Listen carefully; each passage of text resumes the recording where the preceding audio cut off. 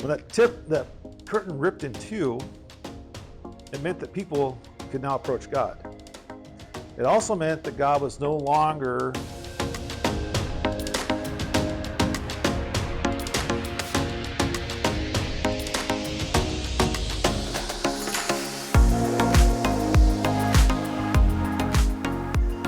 Good morning. Welcome back to the Shasta Valley Christian Fellowship. Starts off with a piece of Bible trivia for you. Where is the first time love is mentioned in the Bible? And what's the context? Is it with the NIV or not? Nope. If you look at the NIV, there's a thing in there about how they made love. That's not what we're talking about. Not about actually caring about someone else. Is it when Jesus, because God so loved the world? But that's not the first time, no? Well, God created us because He loves us, right? So Yeah. It's at the very beginning when God. So it's in the book of Genesis, chapter 22. It's when Abraham, God asked Abraham to sacrifice his son. He says, take your son, the one you love, and go sacrifice him. That's the first time that word's mentioned. I want to bring that up because today's Father's Day, but also because we're going to be looking at Jesus' crucifixion. Remember, for God so loved the world, they gave his only begotten son, right? So God sent Jesus. So we kind of have bookends there. Anyways, piece of trivia. We're in Luke 23 today. I got it broken up into 4 sections. Hopefully we'll get through it all today. If not, it'll be a 2-part deal. This is not a misspelling. Origin, this is a guy's name. He does not appear in the Bible. He is a historian from first millennia. CBS, the same thing. He's another historian. I'm going to talk about things that they added or help explain different things. Barabbas, of course, he's in the Bible. We're going to talk about what his name means. And without any other ado, let's go ahead and jump into it. Luke 23, starting in verse 1. Luke 23, starting in verse 1, and we're going to do the first 25. If you're following along in a different version, this is the NIV. You're going to notice when we get to verse 17 that it's not there. And I'll talk about that later. Okay, it's 23, verse 1. Then the whole assembly rose and led him off to Pilate. And they began to accuse him, saying, we have found this man subverting our nation. He opposes payment of taxes to Caesar and claims to be Messiah, a king. So Pilate asked Jesus, are you the king of the Jews? You have said so, Jesus replied. Then Pilate announced to the chief priests and the crowd, I find no basis for a charge against this man. But they insisted. He stirs up the people all over Judea by his teaching. He started in Galilee and has come all the way here. On hearing this, Pilate asked if the man was a Galilean. When he learned that Jesus was under Herod's jurisdiction, he sent him to Herod, who was also in Jerusalem at that time. When Herod saw Jesus, he was greatly pleased, because for a long time he had been wanting to see him. From what he had heard about him, he hoped to see him perform a sign of some sort. He plied him with many questions, but Jesus gave him no answer. The chief priests and the teachers of the law were standing there vehemently accusing him. Then Herod and his soldiers ridiculed and mocked him. Dressing him in an elegant robe, they sent him back to Pilate. That day, Herod and Pilate became friends. Before this, they had been enemies. Pilate called together the chief priests and the rulers of the people and said to them, you brought me this man as one who was inciting the people to rebellion. I have examined him in your presence and have found no basis for your charges against him. Neither has Herod, for he sent him back to us. As you can see, he has done nothing to deserve death. Therefore, I will punish him and then release him. But the whole crowd shouted, away with this man! Release Barabbas to us! Barabbas had been thrown into prison for an insurrection in the city and for murder. Wanting to release Jesus, Pilate appealed to them again, but they kept shouting, crucify him! Crucify him! For the third time he spoke to them, why? What crime has this man committed? I have found in him no grounds for the death penalty. Therefore, I will have him punished and then release him. But with loud shouts, they insistently demanded that he be crucified, and their shouts prevailed. So Pilate decided to grant their demand. He released the man who had been thrown into prison for insurrection and murder, the one they asked for, and surrendered Jesus to their will. Okay, any questions before we jump into it? Who were the ones that were chanting? Who were the ones that wanted to kill him? All the people, or it was The chief priests, they had kind of rallied a bunch of the people too. Not everybody wanted Jesus dead, but they had enough of a group there that was making enough of a noise.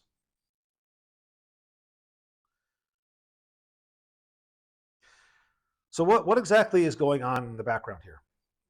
The chief priests really hated Jesus. He was taking away their authority, their control over the people. And they saw that as a threat, so they wanted to kill him. But they couldn't.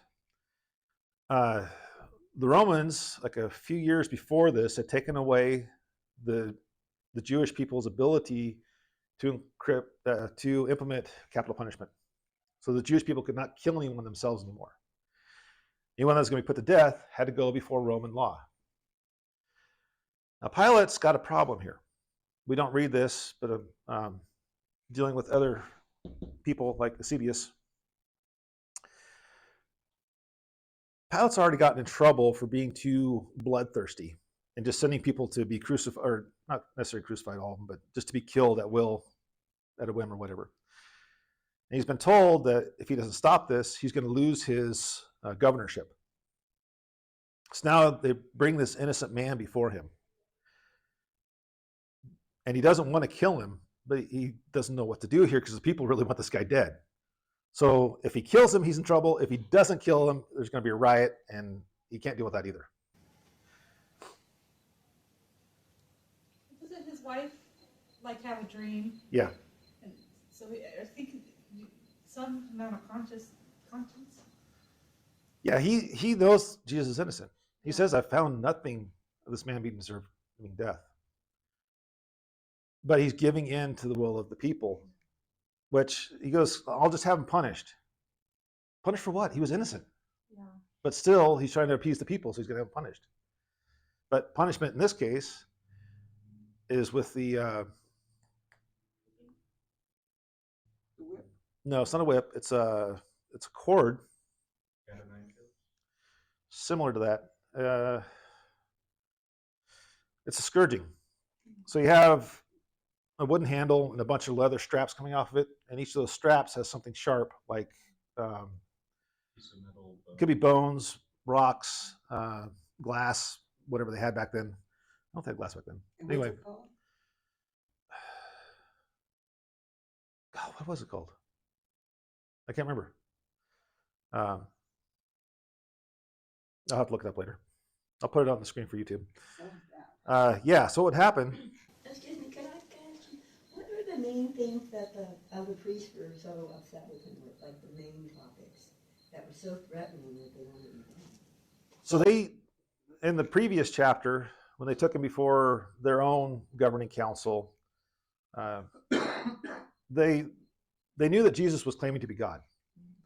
And so they saw it as blasphemous because they didn't think he was God. So if you're a human saying you're God, that's blasphemy, and that's what they wanted to kill him for. I think that in his ministry too, crowds would follow him around and he would just say outrageous stuff. Yeah. It offended everybody. He always made them look bad too. Yeah, yeah. But it was a constant fight for like a couple years. Like Yeah. a lot of the stuff where you see Jesus talking is him defending himself. Yeah. And this isn't saying that all of the religious leaders were against him. We're going to read about a guy later on. His name's Joseph of Arimathea. And he's the one that actually buries Jesus. He's with the Sanhedrin. He's with the ruling council. But it didn't seem like Jesus was like arrogantly going on No. around saying, I. So why would they, supposed to, I get the general idea, of course. But It challenged their authority. They were losing control. yeah, They didn't like that. Control over what? Over the people. Just people not coming to them, basically? Yeah. I can actually see that today, even in my own self, like, okay, this is going the way I want it to go. And so hard to let go of that control, but can you imagine doing that to the point where you want someone to die over it? Yeah. That's extreme. Yeah. It says he was flogged with a Roman flagrum. Flagrum? Well, she's flatulent or some flagrum. Yeah. Like, Well, maybe it's a part of the social structure, social government structure of the time that they had other powers. Because I really don't know. Maybe Yeah. they were powerful, these priests, in the community. The priests had a lot of control. For a lot of years, they had control over life and death of the people. But that was taken away from them by the Romans. So this whip thing that we're talking about, they'd actually have a person like bend over or have their arms around a pole or something like that to stretch their back out. And the whip would go diagonally across their back, and you have one guy on each side. And it was pretty brutal. There's like 3 levels of it. The first level was kind of like a warning. You get a couple whacks on each side. The second one, people could actually die from it. The third one was reserved for people that were going to be executed anyway. And yeah, it was not a pretty sight. It was not good. Nothing you wanted. It was so violent that it could not be done to a Roman citizen. It could only be done to someone who was non-Roman. And they still weren't happy. No. They really hated Jesus. The thing that gets me is it isn't like, they're just out there going, here, we don't like this guy. But they obviously felt that they had the power and right to even ask, which is what's so. Well, so now they're going before Pilate. They can't say that this guy's claiming to be God. That's blasphemous, so we need to kill him, because Pilate doesn't care. He's Roman. He couldn't care less about them, somebody claiming to be God. So they got to bring up a charge that's worthy of death to the Roman Empire. One of those charges, well, they list a few of them here. Subversion. Say what? He said he claimed to be a king. Right. The first one, though, subversion. It's basically rallying up the people against Rome. Jesus never did that. That's a flat-out lie. The second one, he opposes payment taxes to Caesar. We know that's a lie. When they tried to trick him on that one, he said, give to Caesar what is Caesar's. The last one, though, where he claims to be a king. Well, yeah, he is. He's a king, but not in the sense of the word that they were thinking of. I think Pilate didn't care much about that either, because he asked Jesus, and Jesus goes, not on earth. Well, so in the way the Pilate words this too, in the Greek, that you is emphatic. So it's like, are you the king of the Jews? Because you just brought in this guy who's wearing tattered clothing, who looks like a poor person, a beggar or something like that. He's going, you're the king of the Jews? Like, he's not buying that either. But Jesus goes, you have said so, or you say is the proper translation of it.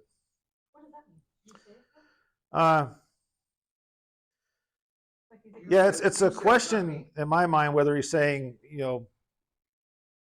do you think I'm a king of the Jews? Or the other option is, you just said it, I didn't. So again, Pilate announces to everybody he doesn't find anything wrong with him. But he's still in this bind.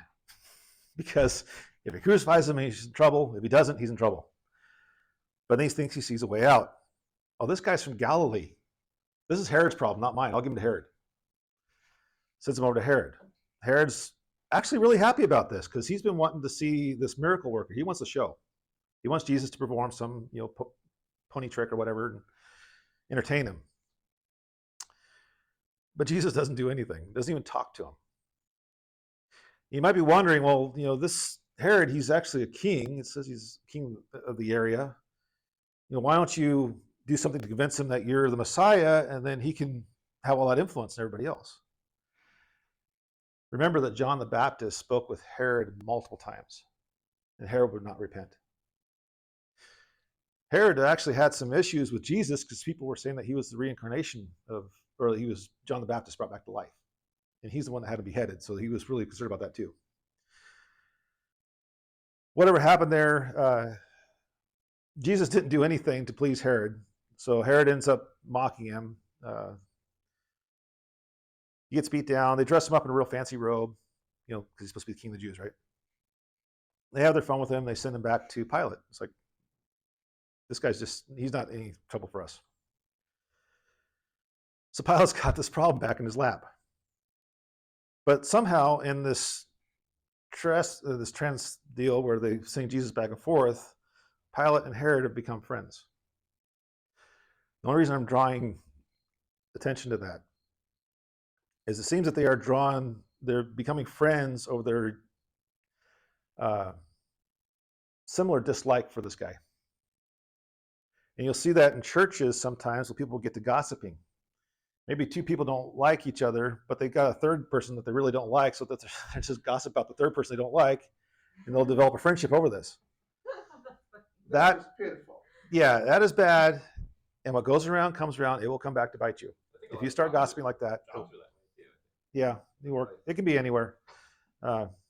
Just be careful because you're heading into a trap with that. You're going to end up hurting yourself. And maybe it kind of seems like they're both in agreement with, you know, what's with this guy? And, you know, it's like the whole drama of the people wanting him dead and they don't see anything and just kind of together on the issue of how are we going to just play with this? It almost Right. seems like this playing with it. So Herod sends him back. Now he's got this problem again. It's like, this guy's innocent. How do I prove that, that these people that we don't need to kill him? Well, in this time of the year, there was a custom that the Romans would release one prisoner, kind of, peace offering or a celebration with the Jews or what have you. It's like, well, I'll take this really nasty guy. We'll put him there beside Jesus and see if they'll, they have to release Jesus then. They don't want this murderer back amongst them. And the people go, no, give us Barabbas. You crucify Jesus. So if there's anyone that could really say that Jesus literally took their place on the cross, it was Barabbas. Because Barabbas was destined to be crucified for his crimes. So Jesus literally took his place. We're all kind of like Barabbas in that, where Jesus took our place on the cross as well.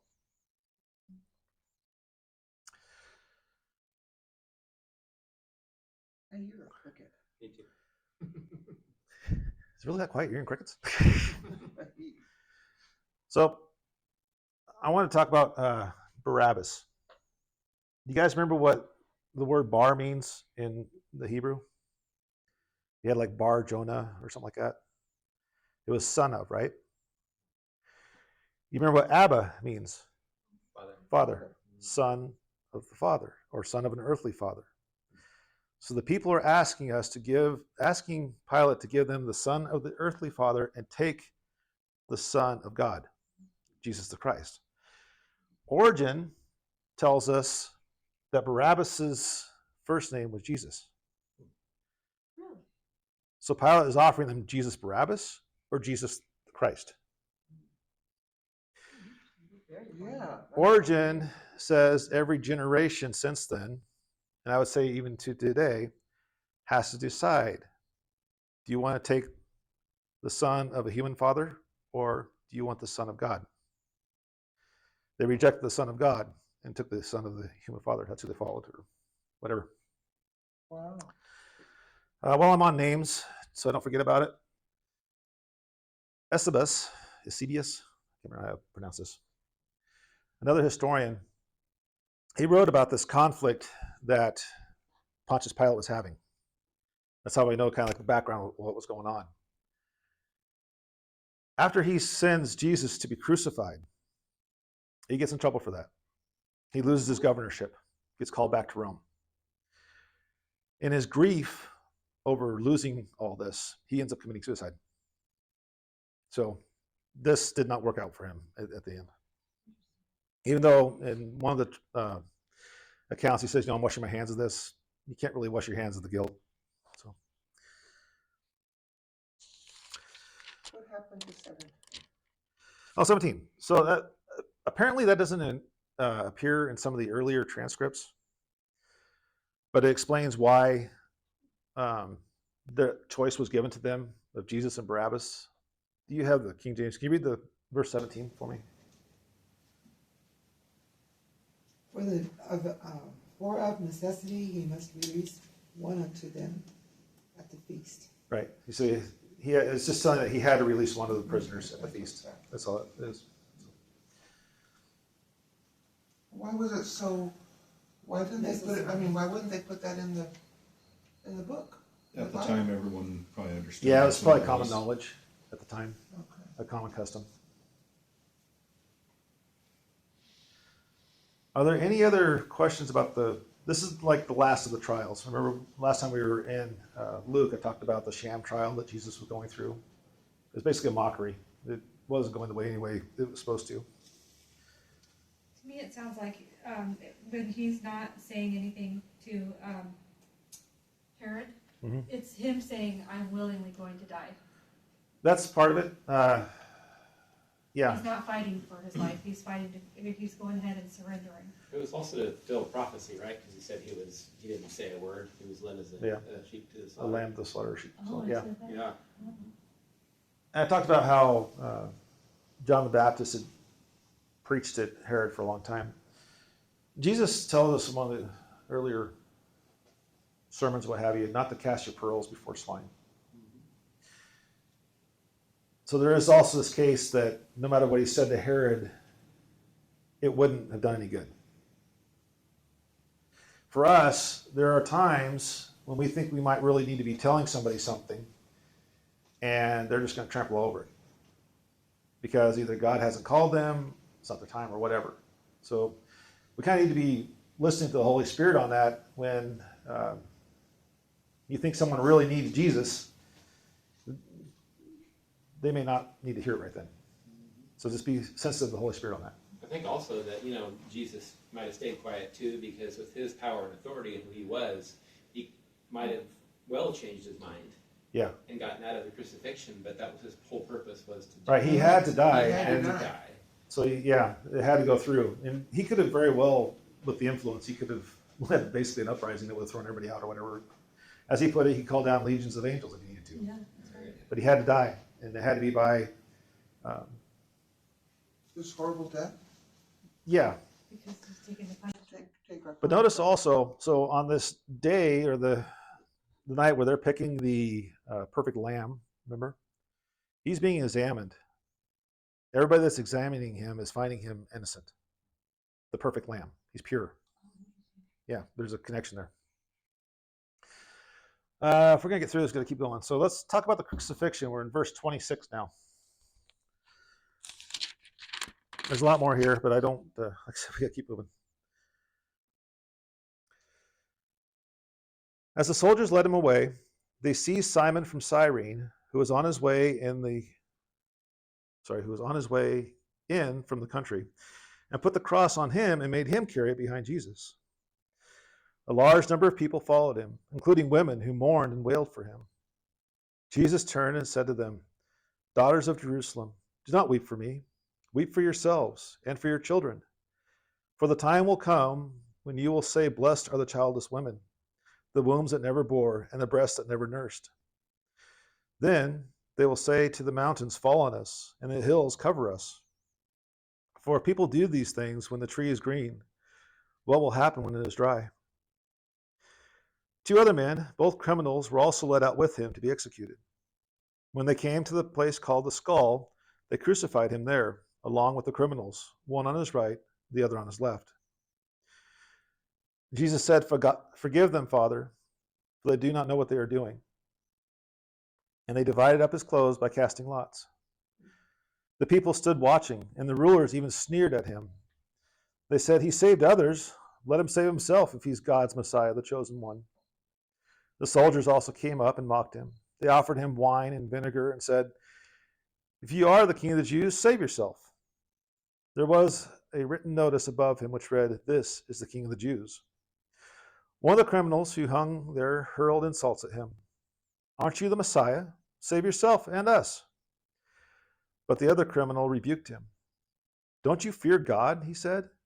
"Since you are under the same sentence, we are punished justly for what we are getting what our deeds deserve.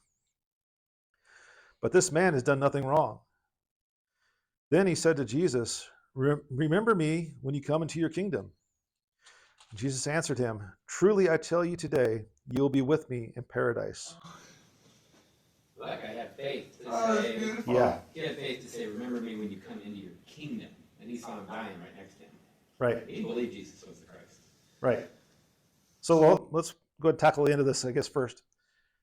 So you have one criminal who's standing there mocking Jesus. And this is kind of like the way most of our world is today, where they will mock Jesus. They don't believe that Jesus is the Christ. and they're going to get what they deserve.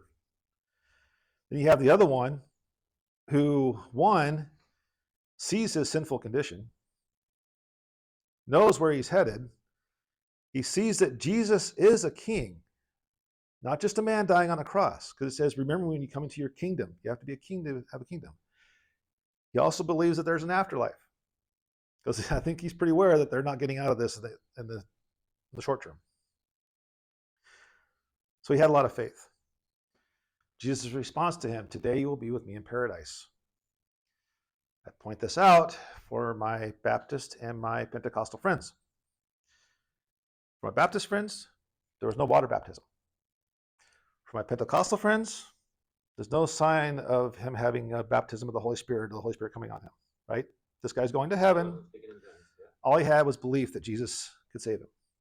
I was wondering that through the whole thing, like, how did he know? He just saw him. He Yeah. just came out of like. I'm sure he probably heard of Jesus. But it's really something from the heart, I guess. Yeah. Because he didn't know about him. That's very striking. Yeah, Well, he knew he deserved. right. Like he could see an innocence or something, or feel it, and have that spirit really tell him. Mhm. Yeah. So he's basically saved by his faith and his trust in God. Jesus rewards that. He tells him, for all of us to see too, that today you'll be with me in paradise. And in front of all the other people, he had no worry, he had no, pride. I mean, he was just, hey, I'm with you, in front of everybody. That was courageous. So let's work our way backwards through this one this time. The sign above the cross. Each account has something different, it seems like, written in the account. One says this is Jesus. One says it's the King of the Jews. I can't remember how the others are worded. Do not think of those as contradictions. It was probably a fairly long sign that said something to the effect of, this is Jesus, the Messiah, the King of the Jews type thing. So you put them all together, it would make one long sign. None of them are contradicting the other. What does it say in the Catholic Church? You have to know. I don't know, there's like letters, I-N or something, over the cross. It's I-N-R-I. That's what I thought. Yeah. I just never even thought about it. But what's it I'm say? drawing a blank. I used to know what that meant. I don't remember right now. Sorry. Oh, no, that's interesting. So people are mocking him. This wine mixed with vinegar, it was like a painkiller. They would offer it to people up on the cross to kind of help them get through the pain. Jesus didn't take it. He refused it to basically keep his wits about him, I guess. I'm not sure on that one. And this part about dividing up his clothes by casting lots, that's part of an Old Testament prophecy. I mean, we went through Psalm 22. It listed a bunch of this stuff in the Psalm when crucifixions weren't a thing at the time when the Psalm was written. But somehow it lines right up with our New Testament details of what happened with Jesus. And verse 31, that his thing there, for if people do these things when the tree is green, what will happen when it is dry? It's believed that that was like a colloquialism of the day. It may have lost its meaning through time. But what's believed to mean to us is that if they're doing this when the author of life is there, what are they going to do when he's gone? Is what we're getting at. So I really feel like that's also, it has to be referring to in maybe the tribulation or something. that could be. And there's also Jerusalem's going to get annihilated here a few decades later.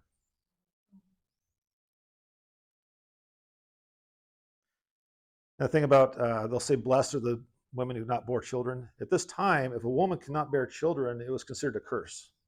It was a curse by God that couldn't have children. Jesus is saying there's actually going to be a time when those women are going to say that they're blessed because they're not going to go through the same struggles that mothers who are nursing children were going to go through.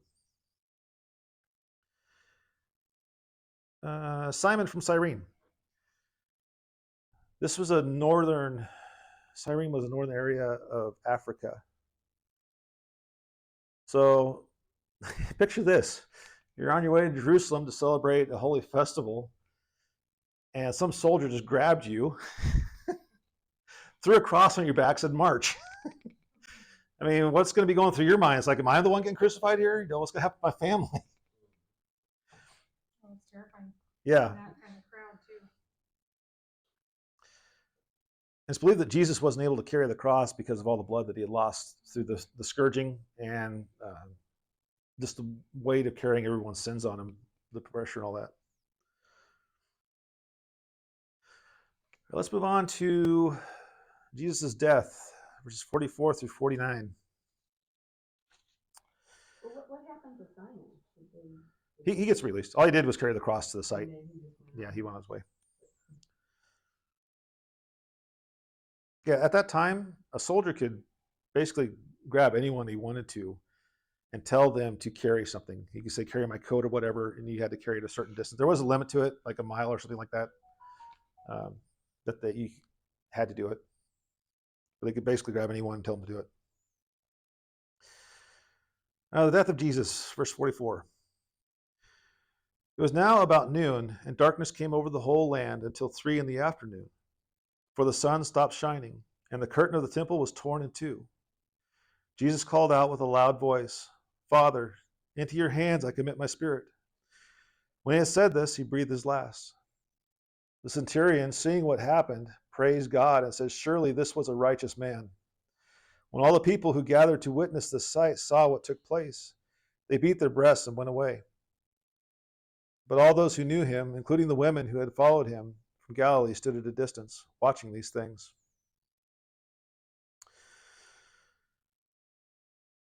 So it's about noon, and darkness came over the whole land. So we're not talking like, the sky got overcast. We're talking about the sun is actually dimming from their perspective. Was it a 3-hour long eclipse? It could have been. It's very possible it could have done that. There's some evidence of an eclipse that happened around the. Yeah. It's you should say more on the more spiritual side. It's thought that when Jesus was bearing the weight of our sins, it like dimmed the sun. But either way, the eclipse works too. There's a great video. I wonder if I can find it. But this guy, he's talking about how the different alignments of the stars. And you go back to this date in like 32 AD, and there's this constellation that looks like a lamb, if I'm remembering this. I haven't seen it for a long time. But at a certain time, this eclipse happens. It's like the heart of the lamb just goes black as the eclipse passes. It's a really neat video. So sorry. So it was a night, dark like night? It says darkness came over the land, so yeah, Oh. it appears like that. Yeah, from noon to 3 o'clock.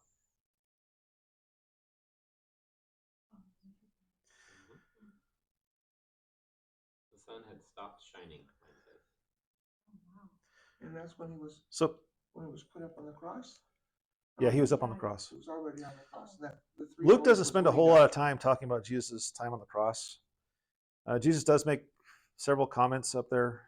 I think he does talk about, forgive them for they don't know what they're doing. He tells the thief, "Truly today you'll be with me in paradise." And he says, "Father, into my hands I commit my spirit." He also tells Mary and John, because John's there, the one that he loved. He basically tells John to take care of his mother. That was another thing that he said. He says, "Eloi, Eloi, lama sabachthani," which means, my God, why have you forsaken me?" He said that. I think there's something else I'm missing. They're in the other Gospels. Recited one of the Psalms, I can't remember which one. Yeah, there's part of it from one of the Psalms he recited too.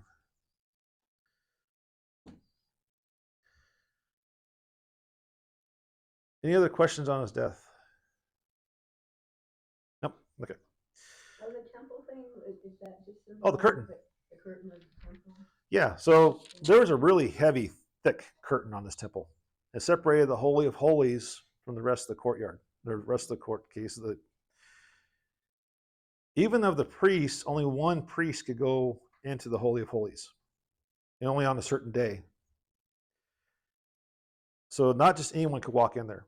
That was where they believed God resided. And the Bible tells us that he sat on the mercy seat, basically on the ark, in that area.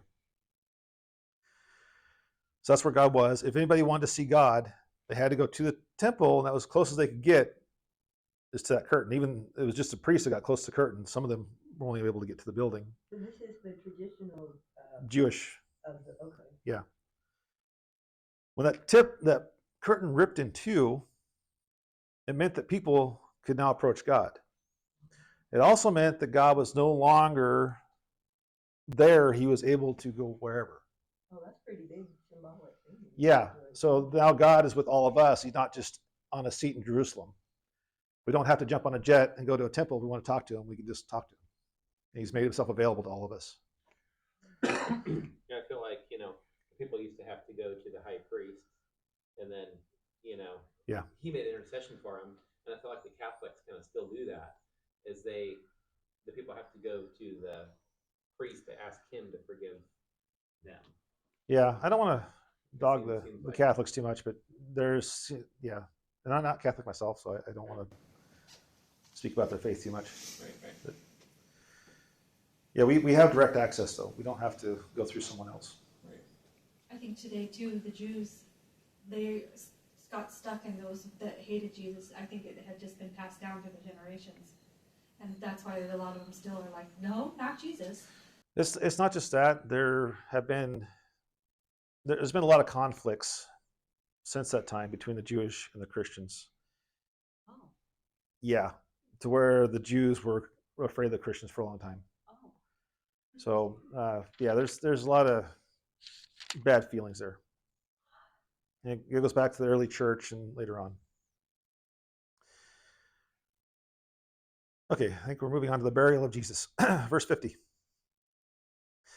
Now there was a man named Joseph, a member of the council, a good and upright man, who had not consented to their decision and action. He came from the Judean town of Arimathea, and he himself was waiting for the kingdom of God. Going to Pilate, he asked for Jesus' body. Then he took it down, wrapped it in linen cloth, and placed it in a tomb cut in the rock, one in which no one had been laid yet. It was preparation day, and the Sabbath was about to begin. The women who had come with Jesus from Galilee followed Joseph and saw the tomb and how the body was laid in it. Then they went home and prepared spices and perfumes, but they rested on the Sabbath in obedience to the commandment. Okay, so we have Joseph of Arimathea. Luke doesn't record this, but he was helped by Nicodemus. Remember the one that came to him at night, so no one else would know he was there. I call them closet Christians. Closet Christians. They believed in Christ, but they couldn't say anything for fear of their positions or what have you. But it does say that he did not consent to everybody else's decision. He did not go along with it. So let's talk about this burial. He gets the body he asked Pilate for the body, and Pilate gives him his consent. It's not like Pilate was holding the body or anything. He says, you can take it. It's placed in a tomb which no one had been laid yet. That's important. In that culture, you had to be laid in your family's tomb. If another body was put in your family's tomb, it defiled the tomb and couldn't be used anymore. Well, Jesus is God's child. There isn't really a family tomb for God's family. So having it be a new tomb fits that purpose. Also, apparently Joseph is a very wealthy man because tombs were not cheap. They chiseled these things out of rock. Chiseled a hole in the ground, that's where they put the body. So he probably paid a bunch of money for this tomb that he was probably planning on being in someday. And now he won't be able to use it because another body's been laid there, so he won't be able to use it. What an honor for him, though. Yeah. I think that's a pretty big honor. I wonder if they used that tomb after Jesus and people just kept on waking back up. Oh, for heaven's You sake. can't keep a good man down, There is a story with one of the prophets who was buried, and there was another guy that was dead, and something was going on. They just threw this other guy's body on top of the prophet, and the guy came back to life. Wow. Yeah, you might look up that one. That's kind of a neat story. Yeah, my page just got turned again. Huh? Will you say that verse again? Which one? About the tomb thing? The whole. Just that one, when you started out. 50. So now there was a man named Joseph, a member of the council, and a good and upright man. Where they were going to bury Jesus in the tomb. Oh, Must be 55. so verse 53. Then he took the body down from the cross, wrapped it in linen cloth, and placed it in a tomb cut in the rock, one in which no one had been laid yet. It was preparation day, and the Sabbath was about to begin. So we don't just have like a weekend happening. This is also like one of their most holy holidays is going on. The Sabbath day was Saturday. Yeah. And so the women didn't go there on Saturday because Right. it says that they They- must went there on Sunday. Right. And did all the incense and spices and things. Right. The Sabbath day was Saturday? Yeah. Oh, I didn't know that. Oh, that's where I was. Did you have a question on that, or? No. Oh. It's kind of like Joseph was a rich man and he made his tomb.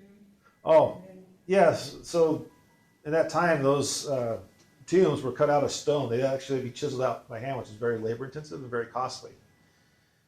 So I'm guessing this was his personal tomb that he was planning on going into one day, but he gave it to Jesus, and he would not have been able to use it after that because their culture, their traditions and stuff. Each tomb was for a certain family, and you couldn't cross them, whatever. And then they came up with the prophets. They threw them on the rock.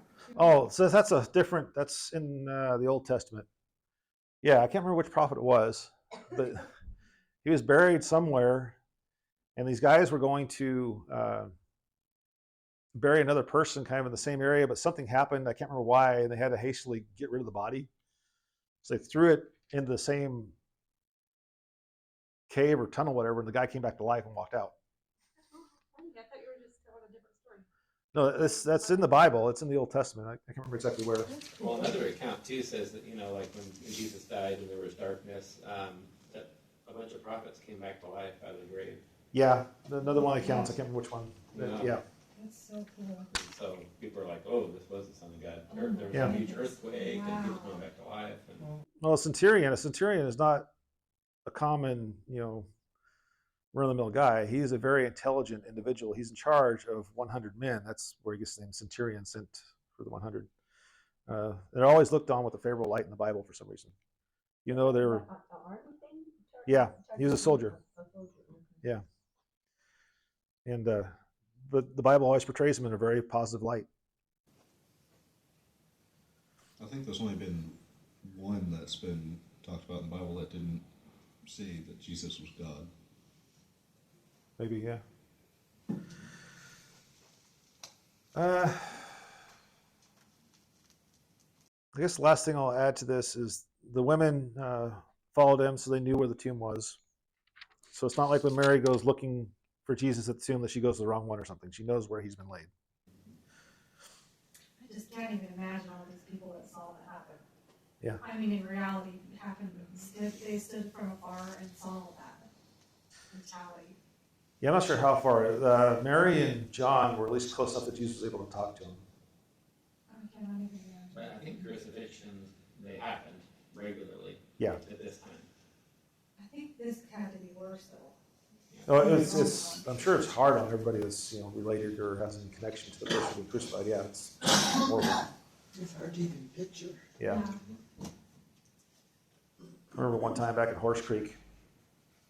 It was a communion Sunday, and we do this in remembrance of him, right? And I actually did a little research into what Jesus went through that day. And I got up there in front of everybody and I started talking about it, and people's eyes were like, I I had to stop telling what was going on because it was getting they were getting bad. I was like, never mind. He went through a lot. Like the movie Passion of the Christ, I watched Yeah. that one time and I couldn't watch it the second time. Yeah, no, it's hard. I only watched it once. That was a very tough one. Yep. So I have a question, going back to verse 48. Yeah. It says they beat their breasts and went away, all the people that had seen it. Was that kind of like that's what you get? Yeah. Or was it like kind of a tradition? Like Yeah. sorrowful, like, oh, we shouldn't have done that. They did beat their breasts in sorrow, but it could have gone either way, actually. Seems like a sorrowful thing when it's mentioned in the Bible. Yeah. Yeah. Yeah, because I didn't know if it was like triumphant, like, yeah. We took you down. No, it's usually like a I feel you type of thing, I think, in the Bible. But verse 48. 48.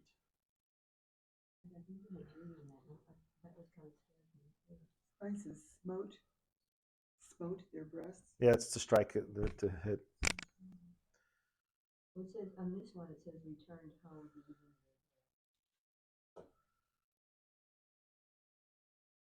And not sure if that may have been like another custom that they had that we don't understand today too.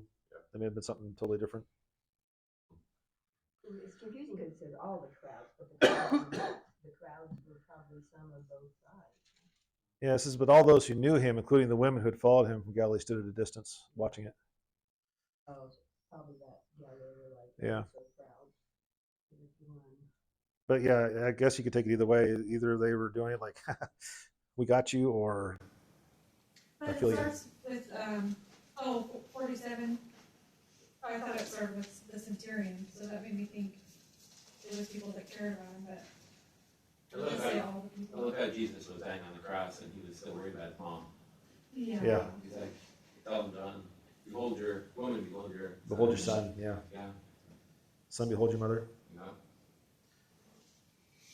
So Jesus was her oldest son, and it was generally it was the eldest son's job, if you will, to take care of a mother in her retirement. But he's going to be going away, so he passes that off to his favorite disciple, if you will. Just take care of my mother. And he did. We have a record of John and Mary being together as he's helping her well into his old years too. Any other questions on the crucifixion, burial, death, any of that? Next time we're going to be finishing out Luke with the good news that he's risen. Is this where they talk about the shroud of Jesus? I have no idea. No, that's not even in the to Bible. No. No, that's there is. But is it a real thing? It's a real thing. They don't know if for sure if it's Jesus's, but there is a shroud. Oh. So there's a That's passage where that we talks come about the linens that he was wrapped in being folded neatly. But that's not. We don't want to talk about a shroud. What you talk about, I think it's called the Shroud of Turin. from. Yeah. It's supposed to have the face of Jesus on it, and I think that was one of his burial wrappings. That's not in the Bible. I'm not saying it's fake. I'm not saying it isn't. I don't know. I think it was in the Inquirer. It was I know it's popped up a lot, But especially. so what with the happened? internet. I mean, not to get too far ahead, but just what do you? So what happened to the linens, though? Do you think they did stay on him? That's next week. That's next week. Don't get too far ahead. I gotta ask the jury of next week. Yes. Right. I feel like with that Shroud of Turin, is that how you say it? Yeah. We should be careful with that because just recently in the news, somebody found the body of Jesus. And Jesus specifically warns against that when he says, like, people will say, look, Jesus is over here. Don't listen to that because he's going to come down in the clouds. And people would His body's not here. It's in heaven. So people would idolize it also. If it came from Jesus, they'd Yeah. go around kissing it, and it would turn into a weird in the thing. time of Yeah. Moses, there was a point where the people were acting up again, and God sends in these serpents to bite them, basically, inject venom into them. And then he has Moses create this rod. If you ever seen like the medical symbol with a stake around a staff, Yes. that actually comes from the rod that Moses had made in the Old Testament. They're the staff. They stood up. People looked at the staff and they get healed from their snake bites. Fast forward a few hundred years, people are starting to worship the staff thing. Yes. And so whoever's in charge at the time has it smashed to pieces because it's taking the focus off of God and everybody's worshiping the staff. I mean, it's some great thing. Who are the people that worship the snakes? Oh, yeah, that's that's right. back east. It's another, I'll call it Christian sect or whatever. Yeah. It comes from a passage that talks about the snakes will not bite them or something like that. So they believe that if they handle these poisonous snakes, if they're faithful believers, they won't get bit. I won't get bit. Let them get bit, they're not too faithful. Just didn't have enough faith. Yeah, I'm not there. I'm not with that. No, I'm not. Again, I don't. I know. This being a Christian fellowship, I don't want to dog or knock any of the Christian faiths. But yeah, some of them do seem kind of strange to me. Me personally, I'd stick clear of it just because I've been around rattlesnakes. Anyway, let's go ahead and enter there. Bye, YouTube.